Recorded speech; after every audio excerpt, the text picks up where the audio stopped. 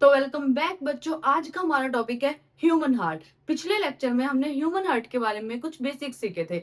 जैसे कि जो हमारा हार्ट होता है वो मस्कुलर होता है, मसल्स का बना हुआ होता है। जो हमारा हार्ट होता है उसका साइज हमारी फिस्ट जितना होता है, हमारी मुट्ठी के जितना होता है। और वो 4 चैम्बर स्ट्रक्चर है। 4 चैम्बर मतलब ऐसे समझो उसके अंदर 4 रूम्स हैं। जो अपर 2 रूम्स हैं उनको हम बोलते हैं एट्रियम, और जो लोअर 2 रूम्स हैं उनको हम बोलते हैं वेंट्रिकल्स। हार्ट के अंदर चैम्बर्स की हमें जरूरत क्या है?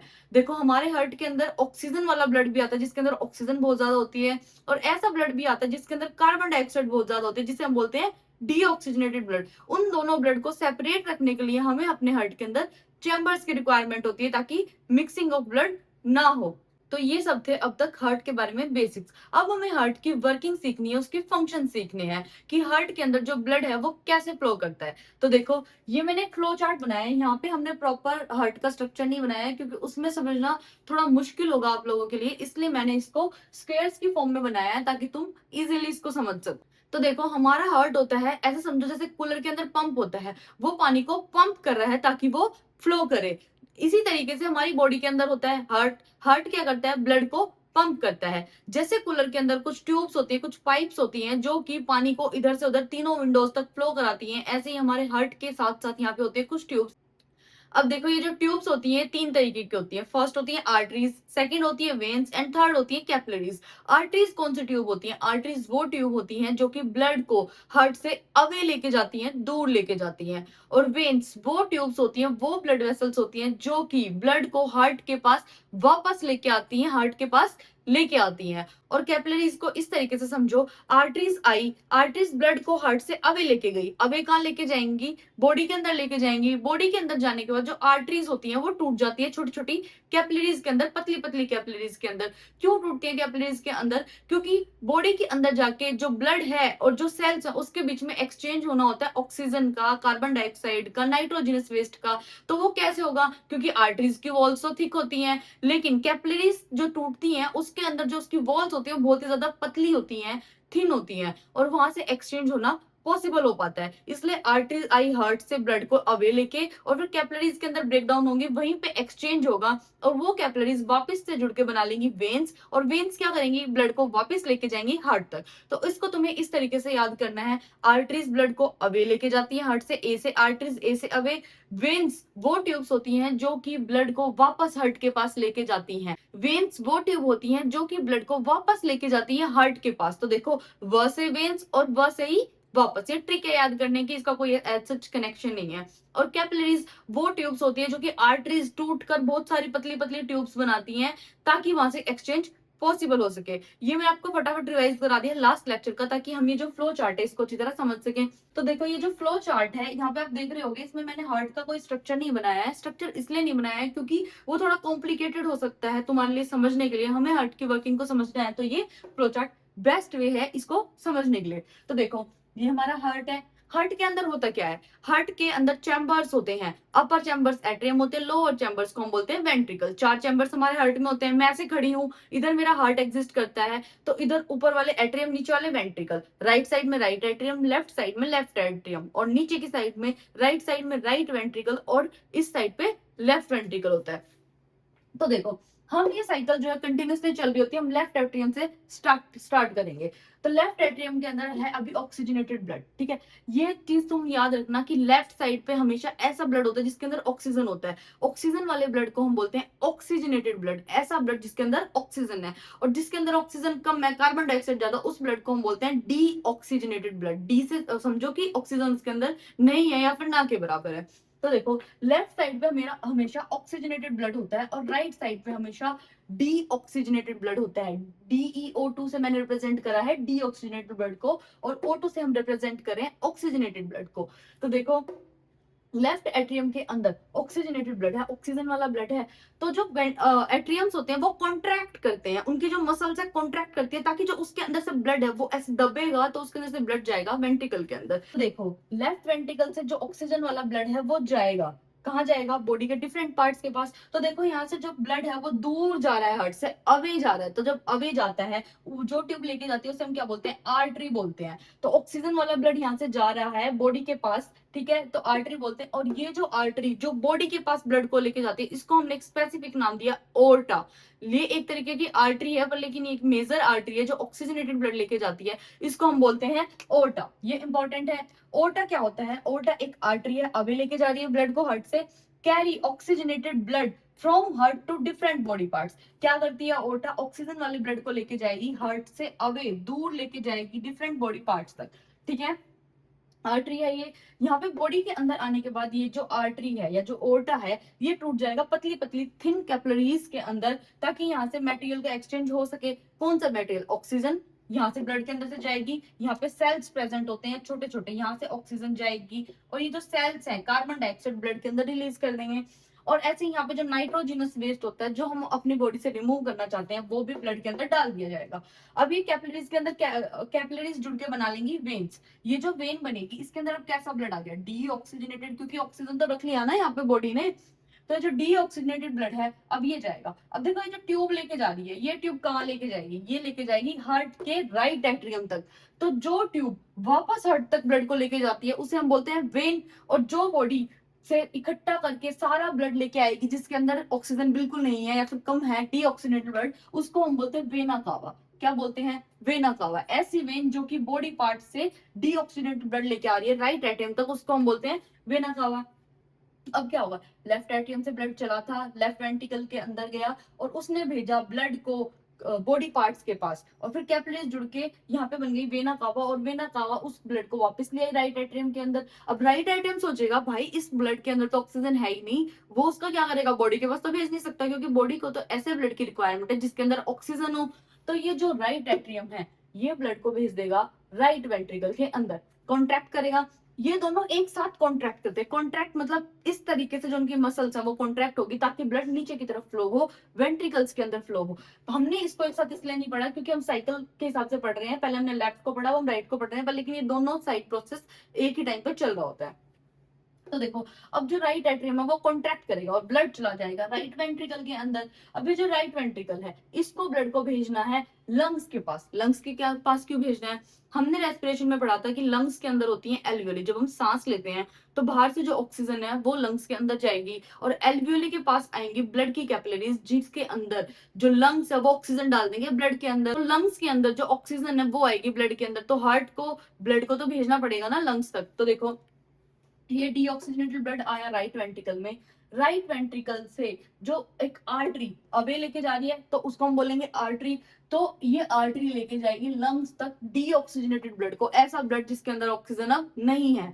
ठीक है, यहाँ पे हमने इस आर्टरी को पल्मोनरी स्पेशल नाम क्यों दिया? पल्मोनरी आर्टरी क्यों बोला है?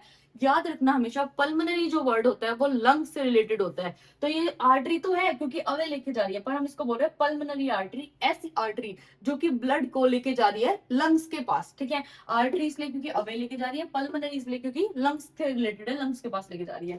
तो डीऑक्सीजनेटेड ब्लड गया लंग्स के पास।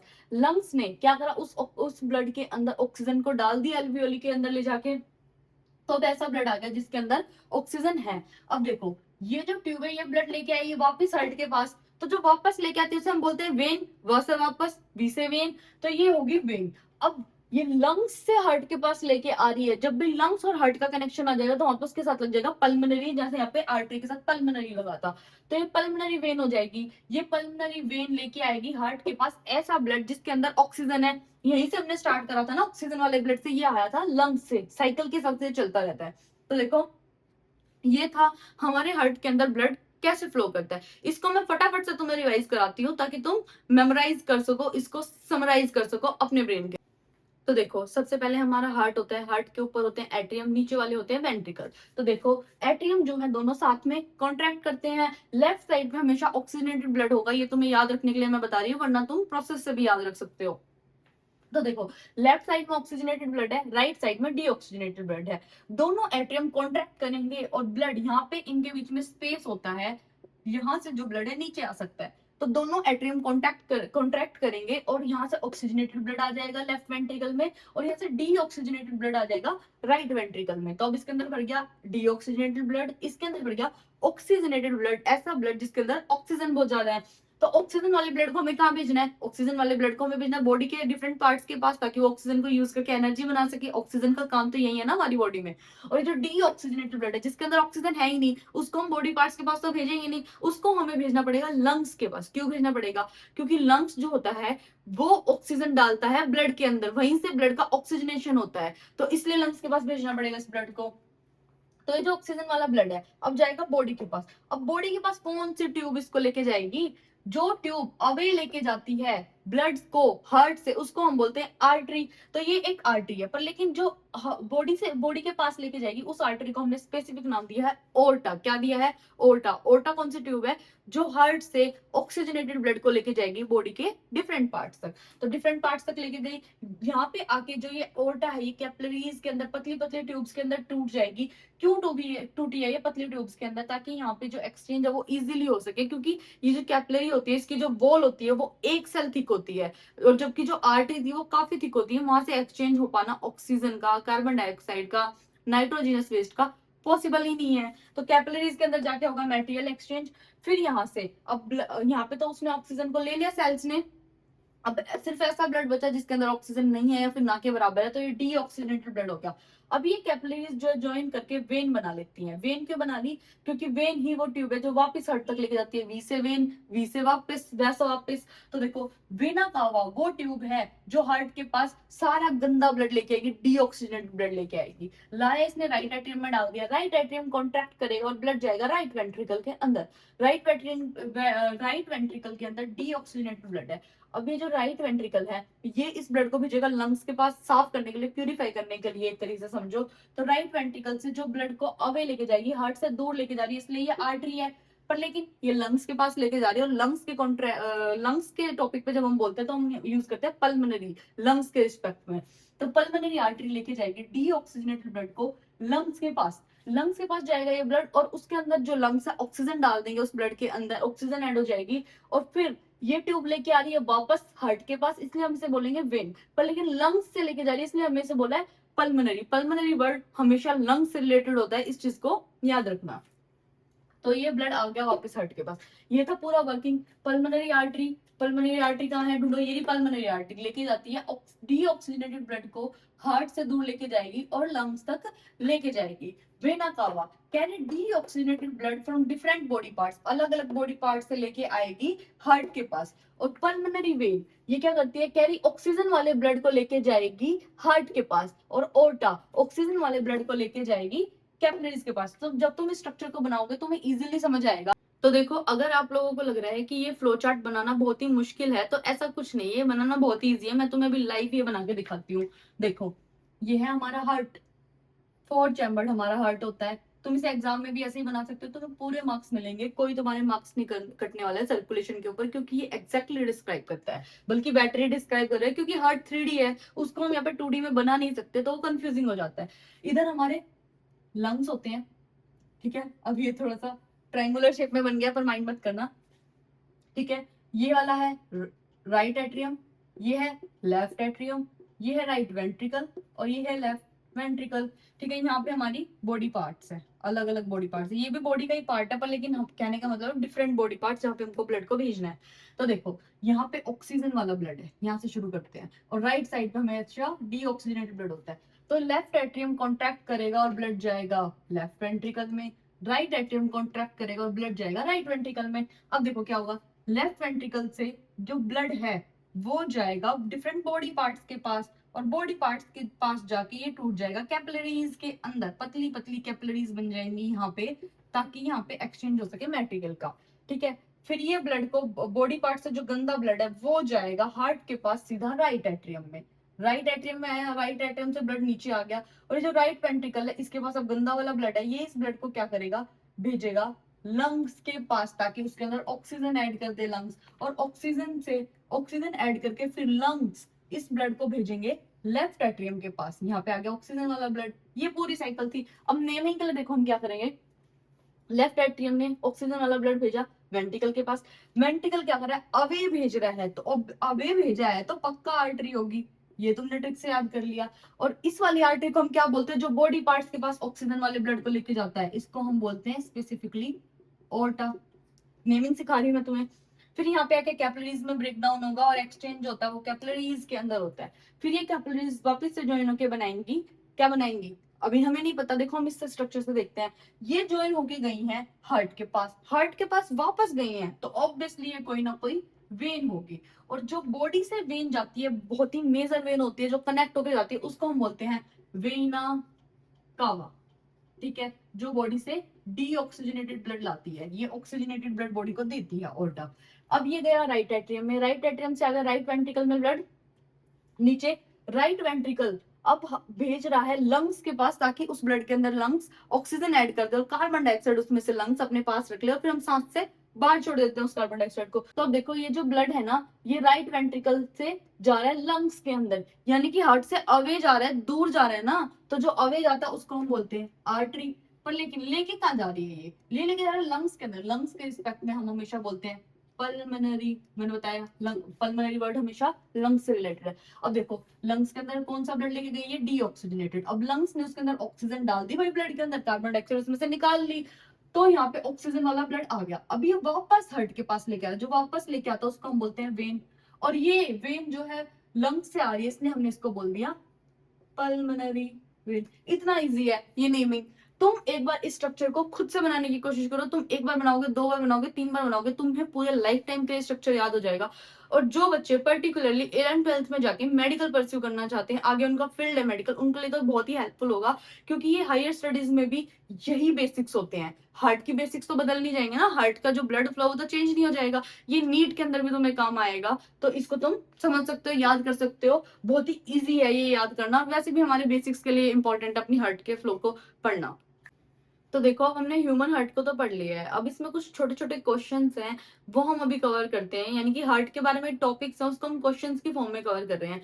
तो देखो ये जो हमारा हार्ट है ना, जिसको हमने स्क्वायर फॉर्म में बनाया है, ये जो राइट एट्रियम है, इसकी जो वॉल्स होती है ना, वो होती है पतली, पर लेकिन जो नीचे वेंट्रिकल होता है उसकी जो वॉल्स है वो होती है थिक, बहुत ज्यादा, अपर के कंपैरिजन में। अब क्यों होती है इनकी वॉल्स थिक, कभी सोचा है?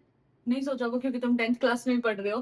तो देखो इसका रीजन है कि देखो जो राइट एट्रियम और लेफ्ट एट्रियम है, इसको ब्लड को कहाँ भेजना है, लेफ्ट एट्रियम को लेफ्ट वेंट्रिकल में भेजना है जो कि बिल्कुल नीचे है, और इसको भी बिल्कुल नीचे भेजना है। तो मसल्स होती हैं इनकी वॉल्स के अंदर, ये जो वॉल्स हैं ये मसल्स से बनी हुई हैं। और मसल्स क्या काम करती हैं, मसल्स कॉन्ट्रैक्शन के काम आती हैं। उसको जब भी हमें मान लो कुछ वेट उठाना है या फिर कुछ कॉन्ट्रैक्ट करके किसी चीज को आगे भेजना है, तो मसल्स यूज होती हैं। तो यहाँ पे कम मसल्स होंगी तो काम चल जाएगा, क्यों चल जाएगा, क्योंकि जस्ट बिलो उसको ब्लड को भेजना है। लेकिन लेफ्ट वेंट्रिकल को ज्यादा कॉन्ट्रैक्ट करना है, ज्यादा पंपिंग की जरूरत है, ताकि ब्लड को जो हम इतने दूर हमारे बॉडी पार्ट है, देखो हार्ट हमारा यहाँ पे है, अब ब्लड को पंप करके हमें पैर तक पहुंचाना है, पैर में भी तो सेल्स हैं, तो इतनी दूर ब्लड जाएगा, तभी तो जाएगा जब से ज्यादा पंपिंग होगी, ज्यादा ब्लड का प्रेशर होगा, तभी तो जा पाएगा वो। तो ज्यादा प्रेशर क्रिएट करने के लिए उसकी थिकर वॉल्स होनी पड़ेंगी, ताकि वो ज्यादा कॉन्ट्रैक्शन कर पाए और ब्लड जो है ज्यादा प्रेशर के साथ हम आगे भेज पाए। इसलिए जो वेंट्रिकल्स होती हैं उनकी जो वॉल्स होती है थिक होती हैं, उनमें ज्यादा मसल्स होती है, इसलिए ताकि कॉन्ट्रैक्शन ज्यादा हो, क्योंकि उनको ब्लड को भेजना है दूर। लेकिन जो एट्रियम उनको जस्ट बिलो भेजना है, देखो इस वाले वेंट्रिकल को भेजना लंग्स तक, वो भी दूर ही है, ज्यादा दूर नहीं है पर दूर है, पर लेकिन और लेफ्ट वेंट्रिकल को भेजना है हाथ तक, यहाँ तक, पैर तक, दूर तक ही भेजना है ना, तो उसकी भी जो वॉल्स होती है थिक। तो देखो इसका आंसर हम ऐसे लिखेंगे, why ventricles have thicker wall as compared to atrium। जो ventricles की wall है वो thick क्यों होती है atrium के comparison में, क्योंकि as atrium have to pass blood to ventricles just to below chambers। atrium को जो blood को pass करना होता है ventricles के पास, जो कि just below chambers है, ठीक है। उसके बाद but ventricles have to pump blood to different body parts, लेकिन जो वेंट्रिकल है उनको तो ब्लड को डिफरेंट बॉडी पार्ट्स तक भेजना होता है, एंड लंग्स, और लंग्स तक भेजते हैं। So more muscular thicker walls will spot for more contraction. तो जितनी ज्यादा थिकर मस्कुलर वॉल्स होंगी वेंट्रिकल्स की, वो स्पॉट करेंगे कॉन्ट्रैक्शन को, जिसकी वजह से हमें ज्यादा प्रेशर वाला ब्लड मिलेगा, ज्यादा प्रेशर के साथ ब्लड जाएगा बॉडी पार्ट्स तक, जिसकी हमें रिक्वायरमेंट है। अब देखो कोई पंप है जिसकी जो एफिशिएंसी है वो कम है, ठीक है, तो वो वाटर को जब पंप करेगा तो वाटर ऊपर तुम्हारी टंकी तक चढ़ेगा ही नहीं ना, इसको इस तरीके से समझो। तो अब समझे क्यों वेंट्रिकल्स की वॉल होती है थिक और क्यों एटम की वॉल होती है थिन कंपैरिजन टू वेंट्रिकल्स। तो देखो हम नेक्स्ट क्वेश्चन को या फिर नेक्स्ट कॉन्सेप्ट को कवर करते हैं। ये हमारा हार्ट है। अब देखो हार्ट के अंदर ब्लड टोटल कितनी बार गया है? एक साइकिल में। एक साइकिल यानी कि ब्लड प्यूरिफाई हुआ और ब्लड ऑक्सीजनेट हुआ और बॉडी पार्ट्स तक गया। तो इसमें देखो, एक बार यहाँ पे ब्लड था, ये ब्लड गया बॉडी पार्ट्स के पास, ठीक है। फिर ये ब्लड गया हार्ट के अंदर, एक बार गया हार्ट के अंदर, अब ये ब्लड गया लंग्स के पास और दोबारा आया हार्ट के अंदर। कितनी बार ब्लड आ रहा है हार्ट के अंदर? 2 बार आ रहा है। तो उसको हम बोलते हैं डबल सर्कुलेशन। डबल सर्कुलेशन होता है जब एक कंप्लीट साइकिल के अंदर ब्लड हार्ट से 2 बार गुजरता है, 2 बार पास होता है। तो देखो यहाँ पे 2 बार गुजर रहा है। पहले यहाँ पे ब्लड था, ब्लड गया बॉडी के पास, बॉडी से वापस आया हार्ट के पास, एक बार आया, और फिर हार्ट से गया लंग्स के पास, और लंग्स से फिर डायरेक्टली नहीं गया बॉडी पार्ट्स के पास, पहले हार्ट के पास आया है, फिर बॉडी पार्ट्स तक गया। तो कितनी बार ब्लड आया?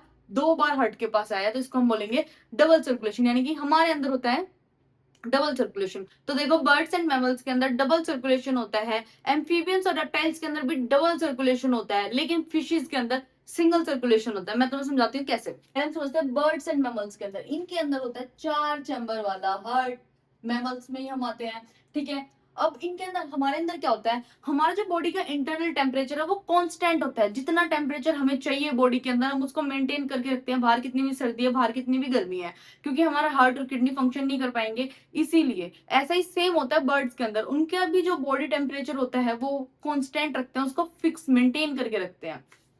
तो देखो, अपने बॉडी के टेम्परेचर को मेंटेन करने के लिए, चाहे कितनी भी सर्दी हो, चाहे कितनी भी गर्मी हो, हमें ज्यादा एनर्जी चाहिए। और एनर्जी किससे बनती है? ऑक्सीजन से एनर्जी बनती है। ऑक्सीजन का सारा जो झगड़ा है, सारा रोल है, वो इसलिए ही है क्योंकि ऑक्सीजन से एनर्जी बनती है, और हमें हर काम के लिए एनर्जी की रिक्वायरमेंट है।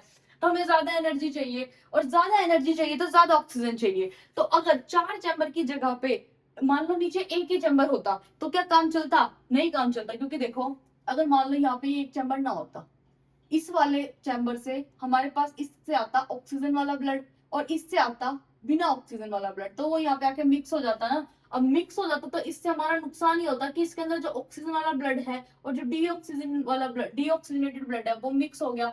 इससे हमें एनर्जी कम मिलेगी, कम ऑक्सीजन मिल पाएगी। इसलिए 4 चैम्बर्ड हार्ट होता है। Therefore, to prevent mixing of oxygenated and deoxygenated blood, there are 4 chambers। और डबल सर्कुलेशन हमारे अंदर होता है, जैसा कि तुमने देखा, 2 बार ब्लड हार्ट के थ्रू पास हुआ है। और एम्फीबियन और रेप्टाइल्स के अंदर होता है 3 चैम्बर्ड हार्ट। कैसा होता है इनका हार्ट? दिखता है कुछ ऐसा, ऊपर 2 चैम्बर ही होंगे लेकिन नीचे एक चैम्बर होता है। तो ऑक्सीजन वाला ब्लड आएगा यहाँ पे, और डीऑक्सीजनेटेड ब्लड आएगा, वो भी यहीं पे दोनों मिक्स हो जाएंगे। तो देखो, एम्फीबियन और रेप्टाइल का जो बॉडी टेम्परेचर होता है वो इन्वायरमेंट के जैसे ही होता है। अगर वो पानी में है तो उतना ही टेम्परेचर होगा, ठीक है। अगर वो मान लो बाहर है तो जितना टेम्परेचर बाहर है उतना ही होगा, ठीक है। इसीलिए ये पानी में ही रहते हैं। क्यों रहते हैं पानी में? क्योंकि इनको जो टेम्परेचर चाहिए उसको मेंटेन करने के लिए। गर्मी होती है तो पानी में रहते हैं। एम्फीबियंस दोनों जगह पे रह सकते हैं, जैसा कि तुम्हें पता है, लैंड एंड वाटर दोनों पे रह सकते हैं। तो जब इनको अगर सर्दी लगती है, मान लो कि इनका अंदर का बॉडी टेम्परेचर अगर अभी गिर रहा है, उसको बढ़ाने के लिए लैंड पे आ जाते हैं ताकि सन से इनका बॉडी टेम्परेचर बढ़ जाए। तो यानी कि ये बॉडी टेम्परेचर को मेंटेन करने के लिए खुद से तो कुछ भी एफर्ट्स नहीं कर रहे ना। इनकी बॉडी टेम्परेचर तो इन्वायरमेंट पर डिपेंड करता है। पानी में है तो जितना पानी का उतना ही इनका बॉडी का टेम्परेचर होगा ऑलमोस्ट। तो देखो, इसीलिए अफोर्ड कर सकते हैं some mixing of deoxygenated and oxygen blood, क्योंकि जब भी मिक्सिंग होती है ना तो कुछ एनर्जी लॉस होता है, लेकिन ये लोग एनर्जी लॉस को अफोर्ड कर सकते हैं। पर लेकिन हम लोग नहीं अफोर्ड कर सकते। क्यों नहीं अफोर्ड कर सकते? क्योंकि हमें अपने बॉडी टेम्परेचर को मेंटेन करना है, तो हमें तो भाई जितनी ऑक्सीजन है उतनी चाहिए, क्योंकि हमें ज्यादा एनर्जी बनानी है। तो समझे? अब इनके अंदर भी डबल सर्कुलेशन, तो 2 बार हार्ट से जो है ब्लड पास होता है, सेम प्रोसेस होगा बस, लेकिन यहाँ पे ये जो लाइन है ये नहीं होगी, ये नीचे सिर्फ एक चैम्बर होगा। तो एक बार ब्लड जाएगा, वापस हार्ट के पास आएगा, फिर जाएगा यहाँ पे लंग्स के पास, और फिर दोबारा से सेम प्रोसेस फॉलो होगा। अब फिशेज के अंदर क्या होता है? फिशेज के अंदर अलग स्टोरी होती है, क्योंकि इनके पास सिर्फ 2 ही चैम्बर का हार्ट होता है, 2 ही चैम्बर का हार्ट होता है। और हार्ट के पास जो है डीऑक्सीजनेटेड ब्लड, ऐसा ब्लड जिसके अंदर ऑक्सीजन नहीं है, वो ब्लड आएगा, लेकिन हार्ट उसको क्या करेगा? गिल्स के पास भेज देगा। जैसे हम लंग्स के पास भेज देना, हार्ट क्या करेगा? गिल्स के पास भेज देगा। गिल्स ब्लड को ऑक्सीजनेट करेगा, उसके अंदर ऑक्सीजन डालेगा, लेकिन वापस से हार्ट के पास नहीं भेजेगा। गिल्स डायरेक्टली बॉडी के डिफरेंट पार्ट्स के पास भेज देते हैं। इसीलिए इनके अंदर सिर्फ सिंगल सर्कुलेशन हुआ, क्योंकि देखो, डीऑक्सीजनेटेड ब्लड आया और उसने गिल्स को भेजा, लेकिन भाई इनके जो गिल्स है वो तो धोखेबाज निकले, हमारे जो लंग्स है वो तो वापस हट को दे रहे थे, लेकिन ये गिल्स क्या बोलेगा, अच्छा मैंने ऑक्सीजन ऐड करा और वापस से ब्लड तुझे दे दूं, क्यों दे दूं? तो वो गिल्स क्या करता है, वापस से खुद से ही बॉडी पार्ट्स के पास ब्लड भेज सकता है, भेज देता है, भेज सकता है क्या, भेज ही देता है, ऐसा ही होता है। तो यहाँ पे ब्लड हार्ट के पास कितनी बार आया, एक ही बार आया। अब जब बॉडी पार्ट से गंदा ब्लड हो जाएगा तब ही वो जाएगा हार्ट के पास, ठीक है। तो देखो इसीलिए यहाँ पे होता है सिंगल सर्कुलेशन, ब्लड जो है हार्ट से सिर्फ एक ही बार पास करता है। तो आओ बच्चों, अब हम पढ़ते हैं ब्लड प्रेशर के बारे में। ब्लड प्रेशर होता क्या है, तुमने सुना तो बहुत होगा, बीपी ज्यादा है, बीपी कम है, ब्लड प्रेशर को ही बीपी बोलते हैं शॉर्ट फॉर्म में। तो ये होता क्या है, तो देखो जब भी एक ब्लड वेसल आर्टरी या फिर वेन के अंदर से जब भी ब्लड गुजरता है, तो जो फोर्स उस वॉल के ऊपर, उसकी जो लाइनिंग है उसके ऊपर ब्लड लगा रहा होता है उसके अंदर से जाते हुए, उसको हम क्या बोलते हैं, ब्लड प्रेशर। इसको हम हमेशा मेजर करते हैं आर्टरी के अंदर, इसको कभी भी हम वेन के अंदर जाके मेजर नहीं करते। बीपी हमेशा कहाँ पे मेजर किया जाता है, आर्टरी के अंदर, ठीक है, जब ब्लड अवे जा रहा होता है हार्ट से, ठीक है।